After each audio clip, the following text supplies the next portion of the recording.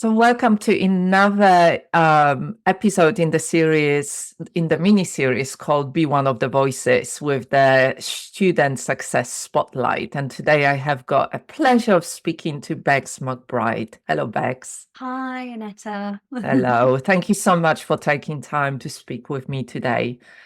And so, I invited you to talk a little bit about your experience of completing and doing the training, the trauma-informed somatic teacher and coach for women, the training certification there. And you were one of the beta cohort Yes. participants, and you completed in January. And so I think it will be really, really great to hear about your experience and the kind of changes that happened in your personal life, in the way that you take care of yourself, and also in the way that you work with clients in your business. So let me just ask you, first of all, why did you sign up for that training certification? Yeah, so thank you for inviting me on here, by the way, first of all. Thank you for coming. I stumbled across you, Anetta, I think it was in the pandemic days in 2020, and I really liked what you were talking about, this idea of teaching in a more trauma-informed way. And I think for me, moving through the pandemic and the lockdowns, it was really clear to me that I needed to teach in a different way. My clients needed something more than what I had been offering before. And so I had this idea that I wanted to start teaching in this more trauma-informed way so that I could start to really meet them where they were, after the pandemic, etc. And I had looked into one of your smaller trainings at that time, and as if by magic, you were just launching your 160-hour somatic coach and teacher training course.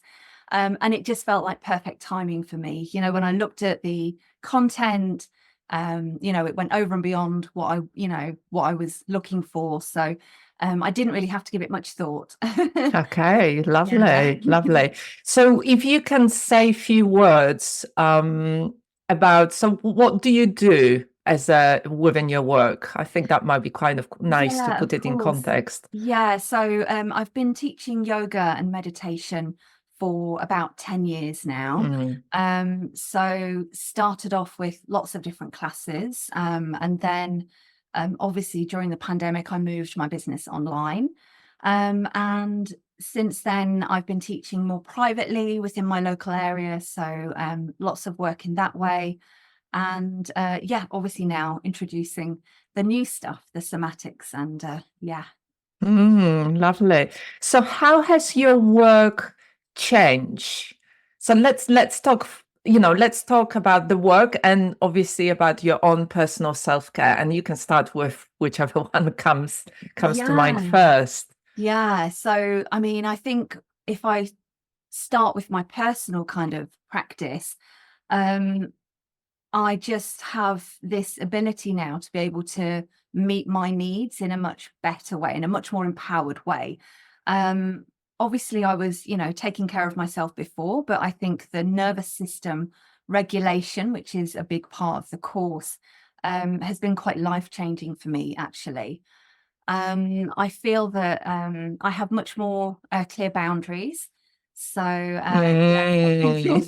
Boundaries, big thing. yes. So personally and professionally as well. So I think that then that has changed my relationships in a really positive way. Yeah. So Mm.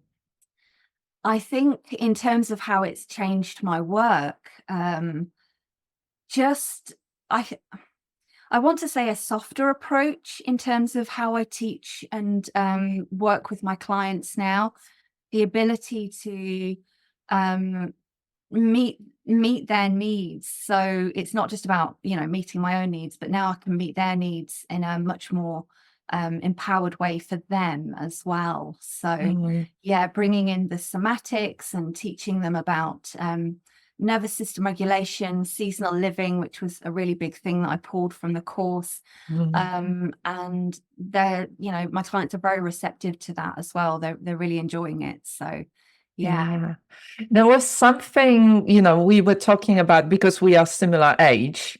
And Yeah. obviously, we talked about the life seasons, women's life seasons. Mm. And we both are kind of, around 50 and moving into the kind of early autumn of our life and being in that wise woman stage. And I wonder, is there anything that you noticed in kind of embracing that a little bit more? Or you Yeah. said that meeting your needs in a more empowered way, but could you say a little bit more Yeah, about of that? course. Yeah. So I felt that I was actually resisting that kind of change in my life before the course, Mm, actually. Wasn't willing to kind of accept that I was moving towards perimenopause. mm, And so there was some resistance there in terms of me trying to continue living in a way that I had previously lived, but clearly that wasn't working for me. And so then just being able to understand where I was in that cycle helped me to embrace it so much more and to actually, yeah, just run with it. And then when I did that, everything just felt like it fell into place, if that makes sense. lovely, lovely. I think that's a big thing, isn't it? It's like we live in this society that glamorizes youth, and there is that resistance, especially in women, in men as well, Yes. but especially in women, this glamorization of youth and the productivity and working really hard in a way that is quite driven and based on hustle and pushing rather than a bit more feminine way of embracing your needs and actually finding the rhythm of work that supports not just your clients but also nourishes you and allows you to thrive rather than being in the constant survival mode. but Absolutely. but I Yeah. wanted to ask, what was your experience of doing the training? Because you know when I think about you, I think about all the challenges and difficulties and the big life things that you have gone through, Yeah. during the training. And Yeah. I'm in awe of how you held it all together and kind of was seeking support and came through it and completed the course. So Yeah. I wonder if you could say a little bit about that. Yeah, absolutely. So, I mean, the course was life-changing for me personally. Just a few weeks after the course started, obviously, I went through, a major sort of life-changing event. I lost my dad. So, Mm. that was a really big thing to go through. And what I found was that the course, it lovingly held me like a hot water bottle. This just feels very comforting. And it was a very safe space within that course, that I felt I could bring all of my vulnerabilities, that there was no pressure for me at all to share on the days that I didn't want to, but just this sense of being held. And then, yeah, just obviously, going through another major life event, not long after that one, it really felt that, um, yeah, it was a really challenging time for me in my life. And the good thing about that was that the course was actually teaching me the tools to navigate that situation, practices that would actually help me to move through that period of my life. And I don't think that I would have bounced back in the way that I have done had I not had that support, Mm. um, and those practices, actually. It was Yeah. almost like, I was putting it into practice, in real life time. So, yeah. Yeah, yeah. And Yeah. such a wonderful proof, that the practices work there. And like that's one of the things, we are both yoga teachers, and and yoga's been big part of our lives. And one of the things that always is kind of challenging is like yoga, you have to roll out your mat, get on the mat and do specific practices. Whereas with somatic practices, especially somatic practices for nervous system regulation, you can do them anywhere. You can do Yes. them sitting in your chair or lying in your bed or being in the bath, or, it's like they're so much more accessible. And when you add those, Yeah. they really support you. And I Yeah. always say that it's really rubbish practices if you can only do them when you feel good, Yeah. when you feel motivated or enthusiastic or focused, or actually the best practices are the ones that you can do when you're not feeling good, that Yeah. actually hold you and support you through that Mm. process. Yeah. And I think it comes back to that softer approach that I talked about as well, where, Mm, um, it felt that the way that I'd been teaching previously, whilst, there was nothing wrong with that, but it was very prescriptive and mm, almost just those hard edges of kind of what was going on there, with the asana and etc.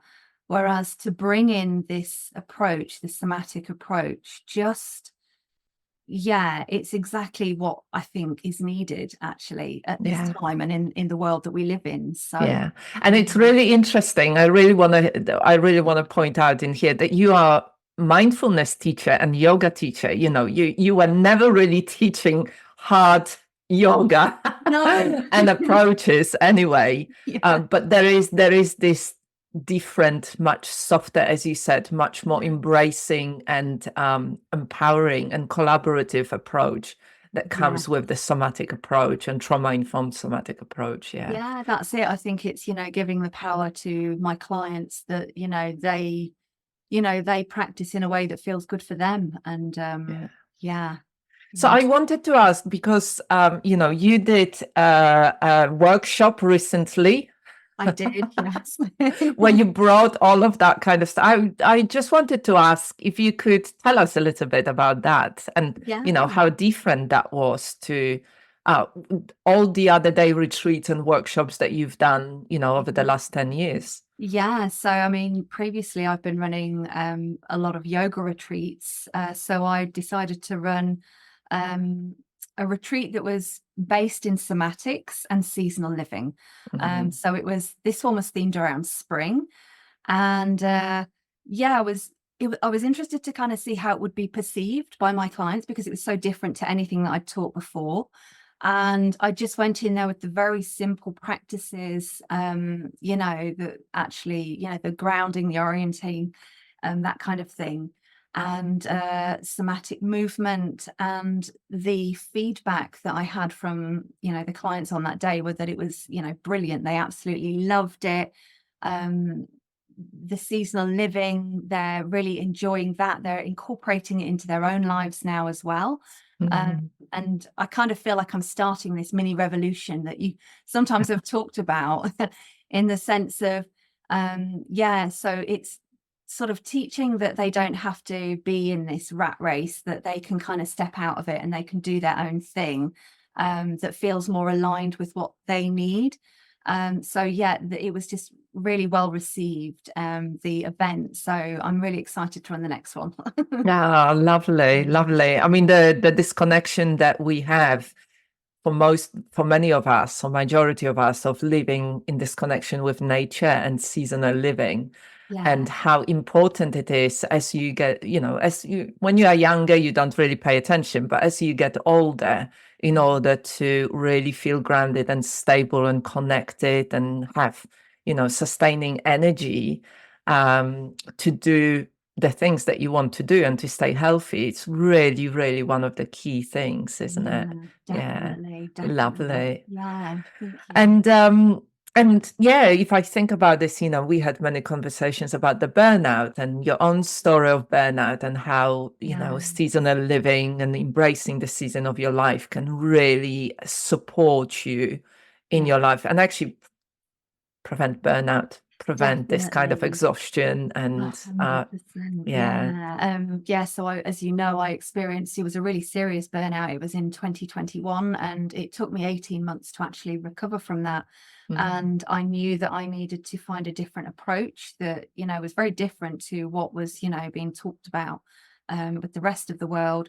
in terms of this, push, push, push. So actually, this approach that, that you offer is actually just helping me to prevent, going through another burnout. And actually, I feel really passionate about that now. So yeah. Yeah, I love it. I love it that, from each group, each participant of the training takes something slightly different, like, resonate in a slightly different way and make it your own. And that is really aligned with your passion and your story. And as you said, making little revolutions here and there and seeing where it takes you, where it takes your clients. Yeah. So if I ask you, what did you love the most? I know you already mentioned a few things, but if I ask you, what did you love the most about the training, what would you say? I mean, there's so much to love actually with the training. The content, the knowledge that you offer within the course it's just brilliant. It's just what every woman needs to know, I think. So I think that is one of the big things for me, but the practices as well. Different practices that you offer every week. It was just fantastic and really simple that I can bring into my own practice. The meeting of the like-minded women as well, that safe space that you hold for us all. Yeah, I mean, there's so much to love. Yeah, lovely. Lovely. I mean, the community is really amazing, isn't it? Because you all came from slightly different backgrounds and with different trainings and with different points of views and different life experience. And it was such a powerful way of learning, of actually not just learning the knowledge, but actually having discussions, doing practices, reflections, integration. It never felt, it was very spacious in the sense that it never felt like I was cramming in the information. There was always that time for integration, and which I think is really important given everything that I was also going through at that time, to be able to hold that together. So wonderful. Wonderful. So one last question. If you were to say something about how I work and how I deliver training, if somebody's watching and they kind of like the stuff, but they're not sure about, whether it's right for them or whether I'm the right trainer for them, what would you say?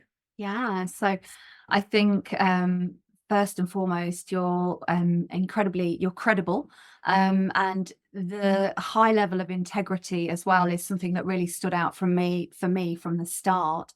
I think with you, Annetta, you walk the talk, you kind of lead by example, you're walking the path.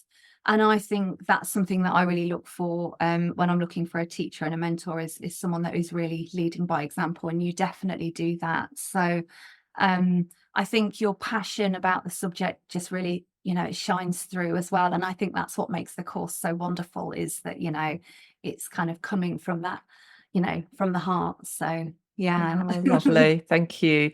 Thank you so much, Becs. One last question. Okay. Where can people find your work if they want to, follow up with you and they're interested in what you are doing or they want to connect? Yeah, so you can find me on Facebook and Instagram, and I have a website as well. I don't know if shall I post the link, or I will post it with the I have a website, and yes, I have a newsletter that goes out a couple of times a month with lots of packed full of information. So hopefully lots of different ways people can connect with me. Okay. And the kind of handles that you use on social media are? Yeah, Becs Mindful Yoga. Yeah. Lovely. Lovely.